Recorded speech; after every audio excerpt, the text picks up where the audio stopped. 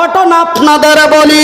রে আমার মায়েরা, তোমাদের কোনো ইজ্জত ছিল না, তোমাদের ইজ্জত দেওয়া হয়েছিল, তোমাদের সম্মান দেওয়া হয়েছিল, কিন্তু তোমাদের সম্মান তারা ছিনিয়ে নিয়েছিল।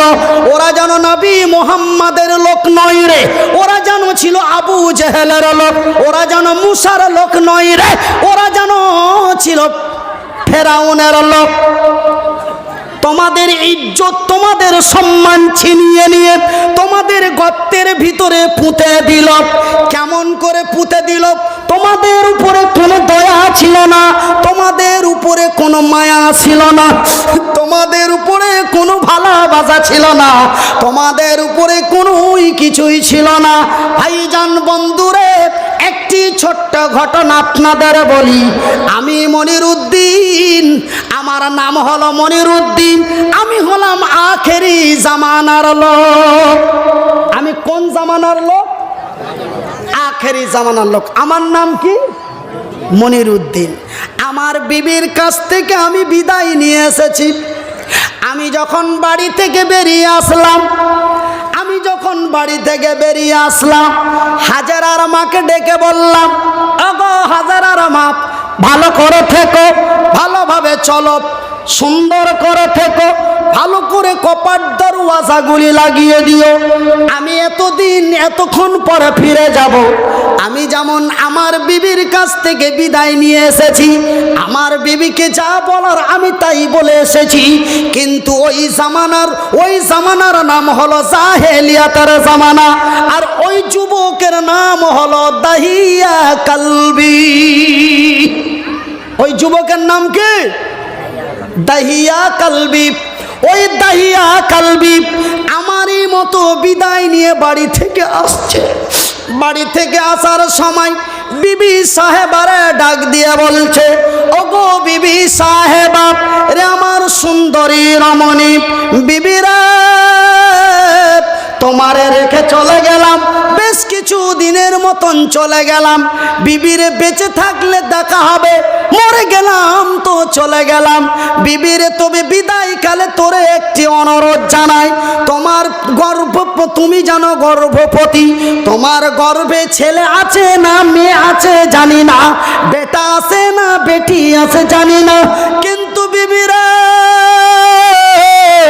তুই জানো আমার বিবি, আমি জানো তোর স্বামী, তুই জানো আমার বিবি, আমি জানো তোর স্বামী, তুই জানো আমার কথার ব্যতিক্রম করতে পারিস না। ওগো বিবি সাহেবা রে, সুন্দরী রমণী, তোমার গর্ভে থেকে যদি ছেলে সন্তান হয় তাকে লালন পালন করো, আর মেয়ে সন্তান যদি হয় তার গলাটা টিপে জিন্দাই কবর দিয়ে দিও। এই কথা বলে বিবিকে এই কথা বলে যেন বাড়ি থেকে বেরিয়ে গেল। বাড়ি থেকে বেরিয়ে যাওয়ার পরে বেশ দূর লম্বা সফরে চলে গেল, কিন্তু ইতিহাস বিশ্বের কাছে হবে, বিশ্ব তার সাক্ষী থাকবে। ওই দাহিয়া কালবির বিবির পেট থেকে যেন ছেলে সন্তান হলো না, যেন মেয়ে সন্তান হয়ে গেল। কোন সন্তান হলো? মেয়ে সন্তান হয়ে গেল।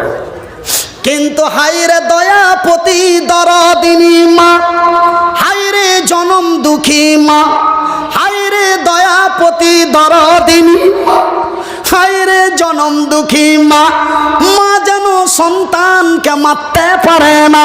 সেই সন্তান হোক না কেন, সেই সন্ততি হোক না কেন, সেই ন্যাংড়াই হোক না কেন, সেই লুলাই হোক না কেন, সেই কানাই হোক না কেন, সেই বোবাই হোক না কেন, ভাইরা যারা মাকে কথা দিয়ে কথা বলো, যেই মাকে আমি বিদায় করে দিয়েছি, যার ঘরে মা নাই তাকে বলো মা কাকে বলে, যার ঘরে মা নাই তাকে বলো মা কাকে বলে।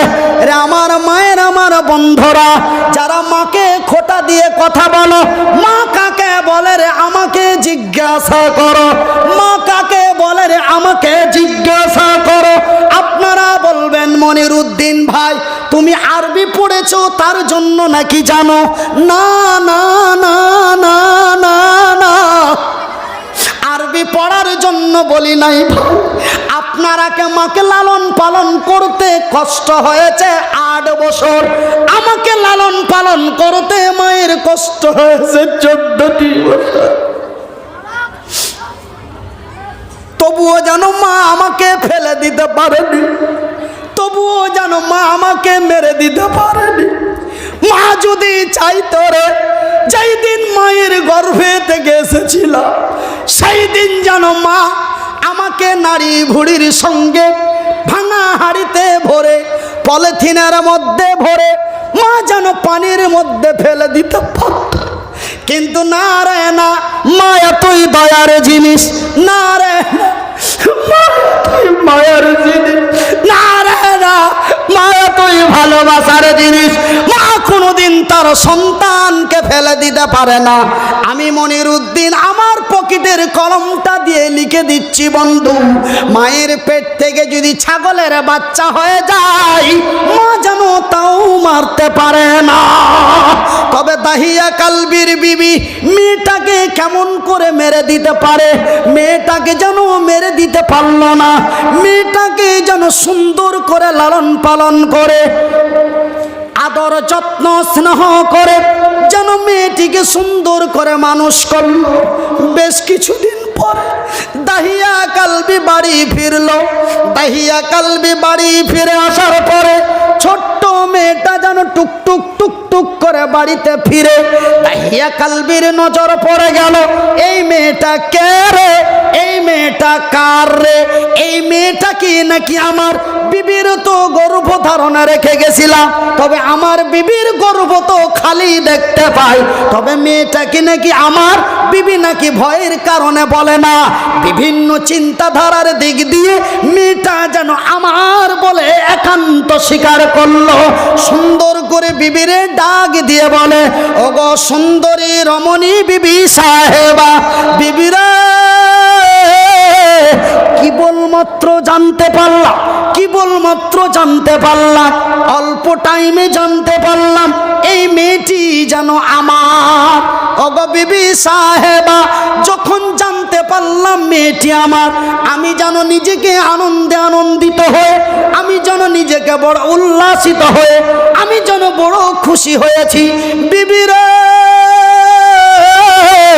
মেয়েটিকে নতুন সুন্দর একটা জামা পরিয়ে, তাকে করো সুন্দর করে গোসল স্নান করিয়ে, চোখে কাজল দিয়ে সুন্দর করে তাকে সাজিয়ে কুজিয়ে দাও। আমি মেয়েটাকে নিয়ে যেন বাজারের দিকে যাব। এমন একটি ব্রিটিশ চাল ছেলে, এমন একটি আমেরিকান চাল ছেলে যেন মেয়েটিকে যেন বিবির কাছ থেকে হাতিয়ে, মেয়েটিকে বিবির কাছ থেকে হাতিয়ে নিয়ে যেন বাজারের দিকে গেল না, যেন শহরের দিকে গেল না, যেন এক জঙ্গলের মধ্যে চলে গেল। এক জঙ্গলের ভিতরে এক পাহাড়ের কিনারায় যেন গর্ত খুঁড়তে আরম্ভ করলো। মেয়েটাকে যেন জিন্দাই ওই গর্তের মধ্যে দাফন করে দেবে। ভাইজান বন্ধুরে লম্বা ঘটনা না বলে গর্ত করা হয়ে গেল। সুন্দর করে মেয়েটিকে ডেকে বলে, রে আমার মা শুন, তোমার আমি এতক্ষণ ধরে যেই গর্তটি খুঁড়লাম, এই গর্তটি খোঁড়া সঠিক হয়েছে কিনা দেখ।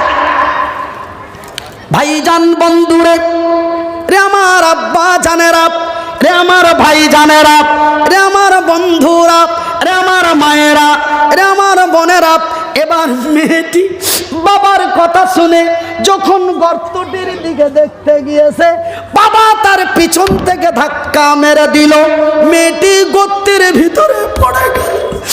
মেয়েটি তার নিজের প্রাণ বাঁচাবার জন্য, মেয়েটি নিজের জীবন বাঁচাবার জন্য, মেয়েটি দুনিয়াতে বেঁচে থাকার জন্য, ভাই গো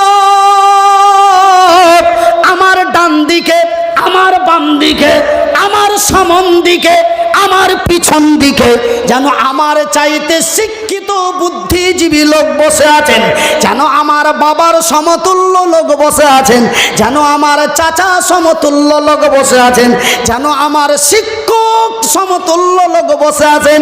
আপনাদের বিবেককে বুঝিয়ে বলুন তো, এই দুনিয়াতে বেঁচে থাকার চাইতে বড় অধিকার আর আছে? কথা বলে লজ্জা পাবেন না। আছে এই পৃথিবীতে বেঁচে থাকার চাইতে বড় অধিকার আর আছে?